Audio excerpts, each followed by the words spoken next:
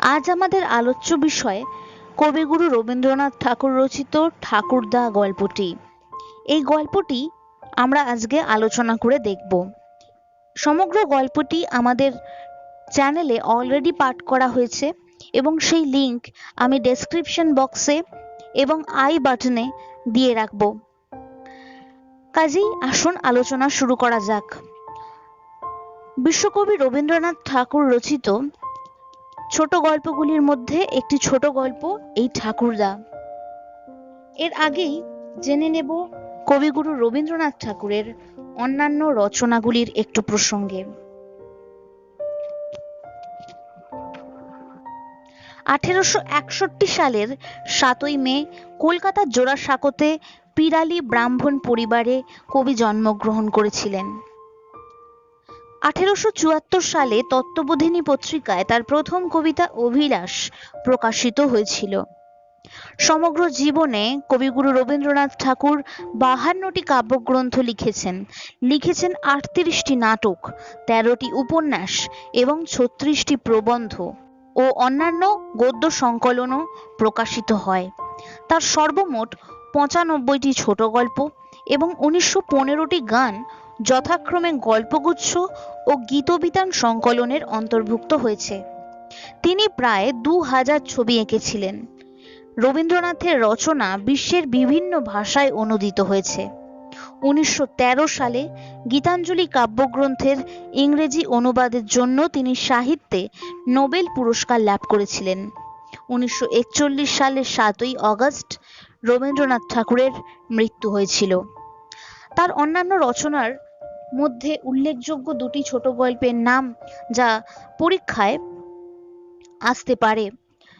দুটি ছোট গল্প হিসেবে আমরা নাম করতে পারি পোস্টমাস্টার, আমরা নাম করতে পারি হৈমন্তী, অর্থাৎ পোস্টমাস্টার হৈমন্তী। এছাড়াও রয়েছে শুভা এবং আরো অনেক গল্প। রবীন্দ্রনাথ রচিত দুটি উপন্যাস যা পরীক্ষার জন্য জানা থাকা ভালো, চোখের বালি, নৌকাডুবি, এবং দুটি কাব্যগ্রন্থ গীতাঞ্জলি, কণিকা। এবার আমরা গল্পটাকে একটু আলোচনা করে দেখব গল্পের বক্তব্য কি। এই গল্পের প্রধান চরিত্র কৈলাসচন্দ্র রায়চৌধুরী, যাকে আমরা গল্পে ঠাকুরদা হিসেবে জানতে পারি। গ্রামের সবাই তাকে ঠাকুরদা বলতো। তিনি অত্যন্ত নিরীহ প্রকৃতির মানুষ ছিলেন।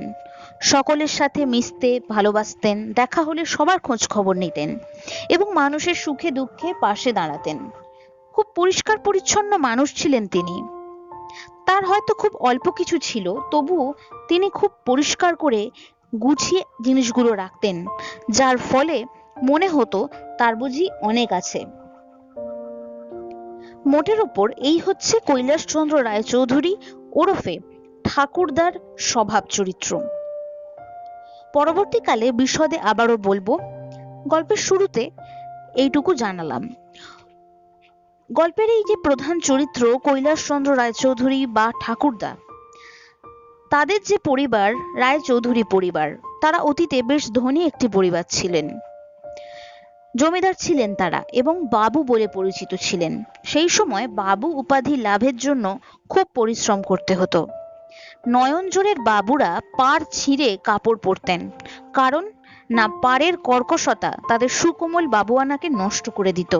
তারা লক্ষ টাকা দিয়ে বিড়াল শাবকের বিবাহ দিতেন। একবার কোন একটা উৎসব উপলক্ষে রাত্রিকে দিন করবার প্রতিজ্ঞা করেছিলেন তারা। অসংখ্য দ্বীপ জ্বালিয়ে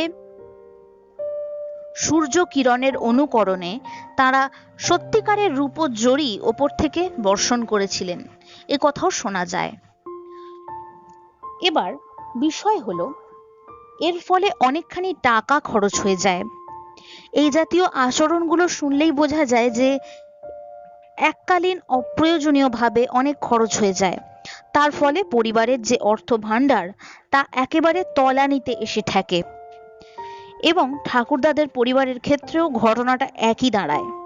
এককালীন অনেকটা খরচের ফলে ঠাকুরদাদের পরিবারের যে অর্থ ভাণ্ডার তা একেবারে শেষ হয়ে যায়। নয়নজোড়ের বাড়িটা পর্যন্ত ব্যাংকের হাতে চলে যায়। আসলে তখনকার বাবুদের বাবুয়ানা বংশানুক্রমে কখনোই স্থায়ী হতে পারত না। বহু বর্তিকা বিশিষ্ট প্রদীপের মতো নিজের তেল অল্প কিছু সময়ের ধুমধামেই শেষ হয়ে যেত। অর্থাৎ যে সম্পদ তাদের কাছে থাকতো তা এই এককালীন খরচের ফলে সব শেষ হয়ে যেত। এই প্রসঙ্গে বহু বর্তিকা বিশিষ্ট প্রদীপ একটু বলা যাক। আমরা পঞ্চপ্রদীপের নাম জেনেছি, যেখানে একসাথে 5খানা প্রদীপ জ্বলার স্থান থাকে। বহু বর্তিকা বিশিষ্ট প্রদীপ হচ্ছে একসাথে একাধিক প্রদীপ জ্বলবার স্থান থাকে। তার ফলে তৈলের খরচ অনেকখানি বেশি হয় বা তেল অনেকটা খরচ হয়ে যায় একই সময়ে, একই সাথে। এই বিষয়টিকেই এখানে তুলনা করা হয়েছে এই জমিদার পরিবারগুলোর অপ্রয়োজনীয় অর্থ খরচের বিষয়টি। গল্পের এই যে প্রধান চরিত্র ঠাকুরদা, তিনি এই প্রখ্যাত নয়নজোড়ের ছিলেন একজন নির্বাপিত বাবু। নির্বাপিত কেন না, যেহেতু তৎকালীন তাদের আর্থিক অবস্থা অনেকটা অবনত হয়ে গিয়েছে, কিন্তু অতীতে তারা ছিলেন জমিদার, তাদের বাবু হিসেবে যথেষ্ট কদর ছিল। নির্বাপিত কথাটার অর্থ নিভে যাওয়া, অর্থাৎ তাদের যে বাবুয়ানা ছিল তা কোনো এককালে প্রজ্বলিত ছিল, কিন্তু বর্তমানে তা নিভে গিয়েছে, অর্থাৎ আর সেই প্রভাব প্রতিপত্তি নেই। তিনি যখন জন্মগ্রহণ করেন তখন তাদের আর্থিক অবস্থা খুবই অবনতির দিকে চলে যায়। সেই কারণে তাকে সেই জায়গা ত্যাগ করে পুত্রকে সঙ্গে নিয়ে কলকাতায় এসে থাকতে হয়। তার পুত্র একটি কন্যা সন্তান রেখে মারা যায়। তার ফলে তিনি এবং তার একমাত্র নাতনি মিলে কলকাতায় বাস করতে থাকেন। গল্পের কথক ছিলেন এই কৈলাসচন্দ্র রায়চৌধুরীর কলকাতার প্রতিবেশী। তাদের ইতিহাস এই কৈলাসচন্দ্র রায়চৌধুরীদের ইতিহাস অপেক্ষা আবার একদমই আলাদা। তার পিতা নিজের চেষ্টায় অর্থ উপার্জন করেছিলেন এবং খুবই হিসেবি মানুষ ছিলেন। তার কোনো কিছুর প্রতি লালসা ছিল না, বাবু উপাধি লাভের কোনো লোভও ছিল না। তার পিতার এইটুকু চিন্তাই ছিল যে তিনি কি করে পর্যাপ্ত পরিমাণে অর্থ উপার্জন করবেন এবং তা এমন করে সঞ্চয় করবেন যাতে তার সন্তানের কোনো প্রকার অসুবিধা না হয়। কথক যে লেখাপড়া শিখেছেন এবং নিজের বেঁচে থাকার জন্য, মান রক্ষার জন্য যথেষ্ট অর্থ বিনা চেষ্টায় যে পেতে পারেন, সেই জন্য তিনি তার পিতার প্রতি অত্যন্ত কৃতজ্ঞ। কথকের কাছে শূন্য ভাণ্ডারের পৈতৃক বাবুয়ানার উজ্জ্বল ইতিহাসের থেকে লোহা সিন্দুকের মধ্যে কোম্পানির কাগজ অনেক বেশি গ্রহণযোগ্য এবং মূল্যবান বলে মনে হয়েছে। কৈলাসচন্দ্র রায়চৌধুরীদের আগে যে আর্থিক অবস্থা ছিল, সেই অবস্থাকে তিনি সকলের কাছে মিথ্যাভাবে প্রতিষ্ঠা করবার চেষ্টা করতেন। এসব শুনে কথকের খুব রাগ হতো, খুব তর্ক করতেন। এই সময় কথকের বয়সটা অনেকটা কম ছিল। যখন বয়স কম থাকে, মানুষের সহ্য শক্তি অনেকটা কম থাকে। সেই কারণেই এই সমস্ত কথা মিথ্যা এইটুকু বুঝে কথক ভীষণ বিরক্ত বোধ করতেন। কিন্তু পরে আবার কথকের মনে হয়েছে যে তার তো যথেষ্ট সম্পত্তি আছে, অভাব নেই কোনো কিছুর। কিন্তু যার সম্পত্তি নেই, অর্থ নেই, সে যদি অহংকার করে সুখী থাকে, তাতে তো কথকের বিন্দুমাত্র লোকসান নেই, বরং যে অহংকার করছে তার কিছু সান্ত্বনা আছে। কথক ছাড়া আর কেউ কৈলাসবাবুর প্রতি এতটা রাগ করতো না, কারণ তিনি ছিলেন মানুষটা খুব নিরীহ, সবার সাথে হাসি মুখে কথা বলতেন, আগেই বলেছি। কারোর সাথে দেখা হলে তাদের সবার খোঁজ খবর নিতেন। পরিষ্কার পরিচ্ছন্ন মানুষ ছিলেন। তার কিছু মূল্যবান জিনিস ছিল। সেই জিনিসগুলো কি কি? বহুমূল্য গোলাপ, পাশ, আতরদান, সোনার রেকাবি, আলবোলা, বহুমূল্য শাল, সেকেলে জামা জোড়া আর পাগড়ি। পাড়ার লোকজন তাকে ঠাকুরদা মশাই বলতো, এটাও আগে বলেছি। তার বাড়িতে সবসময় লোকজনের আসা যাওয়া লেগেই থাকতো। এখানে তামাক সেবনের একটা দৃশ্য আলোচনা করা রয়েছে। যারা আসতো, পাছে ঠাকুরদার তামাকের খরচ অনেকটা বেশি হয়ে যায়, সেই জন্য তারা নিজেরাই তামাক 2 1 সের কিনে আনতো। এনে ঠাকুরদাকে বলতো, ঠাকুরদা, এই তামাকটা এনেছি, কেমন একটু বলো তো। তখন ঠাকুরদা সেই প্রসঙ্গে গল্প বলতেন 60-65 টাকা ভরি তামাকের। কিন্তু সেই তামাকের খোঁজ পড়লেই সেই তামাকের আর কোনো খোঁজ পাওয়া যেত না। হয়তো জানা যেত যে যেখানে তামাকটি রয়েছে তার চাবি হারিয়ে গিয়েছে। এইভাবে নানা প্রকার অজুহাতে সেই তামাকটি আর খুঁজে পাওয়া যেত না। একইভাবে ঠাকুরদা যখন সবাইকে বলতেন যে তোমরা কবে আমার বাড়িতে খাবে বলো তো, তখন সবাই কোনো না কোনো অজুহাতে সেই নিমন্ত্রণকে কাটিয়ে দিতেন। অর্থাৎ যখন খুব গরম তখন বলতেন একটু ঠান্ডা হোক, বৃষ্টি পড়ুক, গরমে গুরু ভোজন করা একদম ঠিক না। আবার যখন বৃষ্টি পড়তো তখন বলতেন যে বৃষ্টিটা কাটুক, তারপর না হয় দেখা যাবে। এইভাবেই নানা প্রকার অজুহাতে এই বিষয়টিও কাটিয়ে দিত সবাই। কথকের সবচেয়ে বেশি বিরক্ত যেটা লাগতো যে সবাই জানতেন ঠাকুরদা নিজের পূর্ববর্তী আর্থিক অবস্থা সম্পর্কে যা কিছু বলতেন সবটা মিথ্যে, কিন্তু কেউ সেই মিথ্যাগুলিকে সামনে প্রকাশ করতো না। তাই কথকের মনে হতো মাঝে মাঝে সবার সামনে আসল সত্যিটা প্রকাশ করে দিই, কিন্তু অলসতা বশত আর যেহেতু আর কেউ সেই কাজটা করছে না, তাই কথক এই সমস্ত কাজ করা থেকে নিজেকে বিরত রাখত। এই প্রসঙ্গে গল্পে দুটি প্রসঙ্গের আলোচনা করা হয়েছে। যদি পাহাড়ের গায়ে কোনো পাথরকে দেখা যায় যে একটু টোকা লাগলেই পড়ে যাবে, তখন মনে হয় পাথরটাকে যদি পা দিয়ে একটু ঠেলে দিই তাহলেই তো পাথরটা পড়ে যাবে। অর্থাৎ যেটা পড়ি পড়ি করছে তাকে যেন ফেলে দিতে না পারলে শান্তি হয় না। আবার যারা শিকার করতে ভালোবাসেন তারা যখন ডালে পাখিকে শান্তশিষ্টভাবে বসে থাকতে দেখেন তখনই তাদের মনে হয় যে এই তো সুযোগ, দিই পাখিটাকে একটা গুলি চালিয়ে। সুতরাং এই জাতীয় বিষয়ের সাথেই তুলনীয় হয়েছে কথকের যে মনোভাব সেটি। কথক বুঝতে পাচ্ছেন চোখের সামনে দিয়ে ঠাকুরদা নানা প্রকার মিথ্যা কথা বলছেন এবং সেগুলি এতটাই কাঁচা মিথ্যে কথা যে কথকের ইচ্ছা করত এইবার সকলের সামনে আসল সত্যিটা প্রকাশ করেই ফেলি, কিন্তু অলসতাবশত এছাড়াও আর যেহেতু কেউ সেই কাজটা করছে না, তাই কথক নিজেকে সেই কাজটা করা থেকে আটকে রাখতেন। এবার আমরা কথা বলবো দ্বিতীয় পরিচ্ছেদ নিয়ে। দ্বিতীয় পরিচ্ছেদের শুরুতেই আলোচনা করা হয়েছে যে কথকের ঠাকুরদা এই ব্যক্তিটির প্রতি এত রাগ ছিল কেন। এর একটা গূঢ় কারণ ছিল। গূঢ় কারণ মানে গোপন, গভীর কারণ। সেই কারণটা এখানে আলোচনা করা হয়েছে। কথক নিজেকে নিয়ে বেশ অহংকারী, তা বোঝা যায় তার কিছু কথার ব্যবহারে। কথক নিজেকে নিয়ে কথা বলতে গিয়ে বলেছেন যে তিনি বড় মানুষের ছেলে হয়েও ঠিকঠাক সময়ে পড়াশোনা করে এমএ পাশ করেছেন। কোনো প্রকার খারাপ সঙ্গ, খারাপ প্রবৃত্তি থেকে নিজেকে যথাসম্ভব দূরে রেখেছেন। অল্প বয়সে অভিভাবকদের মৃত্যু হবার পরেও কোনো রকম বিকৃত আচরণে তিনি নিজেকে জড়িয়ে ফেলেননি এবং তিনি নিজেকে অত্যন্ত সুশ্রী বলে মনে করেন। তাই তার মনে হয়েছে যে বিবাহের হাটে অর্থাৎ ঘটকালির হাটে তার দাম অনেকটা বেশি হওয়া উচিত। দেশ বিদেশ থেকে তার কাছে 10,000 টাকা, 20,000 টাকা পণের প্রস্তাব করে অনেক সম্বন্ধ আসতে থাকে, কিন্তু প্রত্যেকটা প্রস্তাবে তিনি প্রত্যাখ্যান করে যান, কারণ তিনি মনে করেন তার যা কোয়ালিটি তাতে তার দাম আরো বেশি হওয়া উচিত।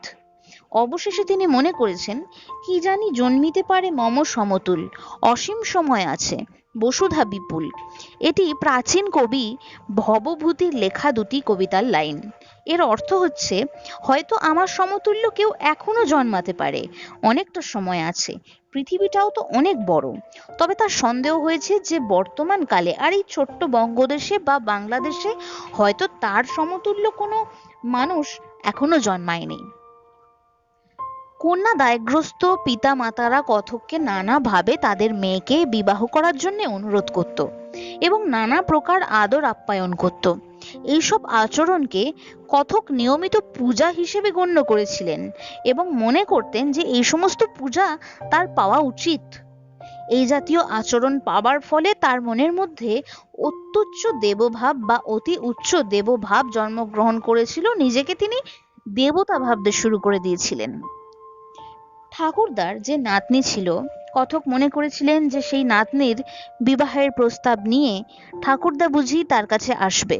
কিন্তু সেই প্রসঙ্গে ঠাকুরদা কথকের এক বন্ধুকে বলেছিলেন যে তারা কখনো যেচে কারুর কাছে কিছু প্রার্থনা করে না, অর্থাৎ ভিক্ষা করে না। এই কথা শুনে কথকের ঠাকুরদার প্রতি গোপন রাগটা হয়েছিল। কথক সেই রাগ মেটানোর জন্য একটা বুদ্ধি বের করেছিলেন। তাদের পাড়ায় একজন এক্স ডেপুটি ম্যাজিস্ট্রেট থাকতেন। সেই এক্স ডেপুটি ম্যাজিস্ট্রেট ঠাকুরদার সাথে দেখা হলেই ছোট লাটের কথা বানিয়ে বানিয়ে বলতেন।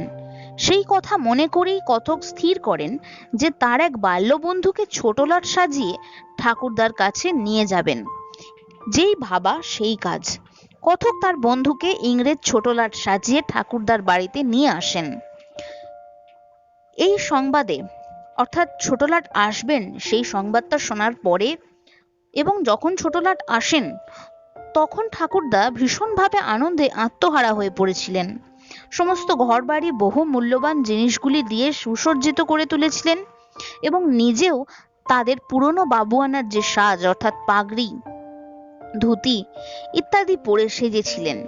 অবশেষে সেই ছদ্মবেশী ছোট লাট ঠাকুরদার বহু মূল্যবান জিনিসগুলো নিয়ে চলে যায়। এরকম অবস্থায় কথক হাসি চাপতে না পেরে পাশের ঘরে গিয়ে হাস্যাবেগ উন্মুক্ত করেন, অর্থাৎ যে হাসিটা তিনি চাপতে পাচ্ছিলেন না সেই হাসিটা উন্মুক্ত করে দেন এবং হাসবার পরে দেখতে পান যে সেখানকার তক্তপোষে বা বিছানায় একটা মেয়ে উপর হয়ে কান্নাকাটি করছে। কথককে দেখে সেই মেয়েটা অশ্রুরুদ্ধ কণ্ঠে, রুষ্ট কণ্ঠে গর্জন করে বলে যে তার দাদা মশাই তো কোনো ক্ষতি করেননি তার, তাহলে তাকে ঠকানোর উদ্দেশ্য কথকের কি কারণে? এই প্রশ্নের উত্তরেই কথক আর কোনো কথা বলতে পারেন না এবং উপলব্ধি করেন যে তার এই সামান্য মজার আচরণের মধ্যে লুকিয়ে রয়েছে একটা প্রবল নিষ্ঠুরতা।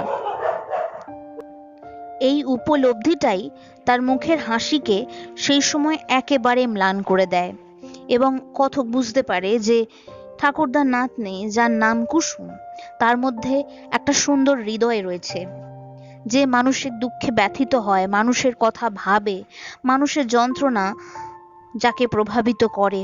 তার নিজের অন্তরে একটা সুন্দর জগৎ আছে। সে ঠাকুরদার অতীত সম্পর্কে কিচ্ছু জানে না এবং অনিশ্চিত ভবিষ্যৎ সম্পর্কেও সে কিছুই জানে না। সেই উপলব্ধির ফলেই কথক পরের দিন গিয়ে ঠাকুরদার বহুমূল্য জিনিসগুলো কুসুমের হাতে দিয়ে আসে। সেখানে গিয়ে কথক দেখতে পেয়েছিলেন যে ঠাকুরদার সাথে তার নাতনির কথোপকথন চলছে। ঠাকুরদা ছোট লাটের আসবার ঘটনা নানা রকম ভাবে নিজের মতো রং চড়িয়ে নাতনির কাছে বর্ণনা করছেন, আর নাতনি সেই সমস্ত বানানো বানানো কথা জেনেও সবটা মন দিয়ে শুনছে। এই আচরণের মধ্যে দিয়ে কথক কুসুমের মধ্যে যে মাতৃ হৃদয় ভাবের উপস্থিতি তা টের পায়। আগে কোনোদিন তিনি ঠাকুরদাকে প্রণাম করেননি, কিন্তু সেই দিন তিনি ঠাকুরদাকে প্রণাম করেছিলেন। সব শেষে ঠাকুরদার কাছে কুসুমের বিবাহের জন্য প্রস্তাব দিয়েছিলেন। তা শুনে ঠাকুরদা উত্তর করেছিলেন যে তারা গরিব, তার যে এমন সৌভাগ্য হতে পারে তা তিনি কখনো ভাবেননি। তার নাতনি কুসুম অনেক পুণ্য করেছে, তাই তার মতো ছেলেকে বিবাহ করার সুযোগ পেয়েছে। কথক উপলব্ধি করেন যে তিনি যখন মনে মনে ঠাকুরদাকে অপদস্থ করার বা ঠকানোর পরিকল্পনা করছিলেন, তখন ঠাকুরদা তাকে পরম সৎপাত্র হিসেবে কল্পনা করেছিলেন নিজের নাতনির জন্য। এই ঠাকুরদা গল্পটা বিশ্বকবি রবীন্দ্রনাথ ঠাকুর রচনা করেছিলেন 1302 বঙ্গাব্দে জ্যৈষ্ঠ মাসে।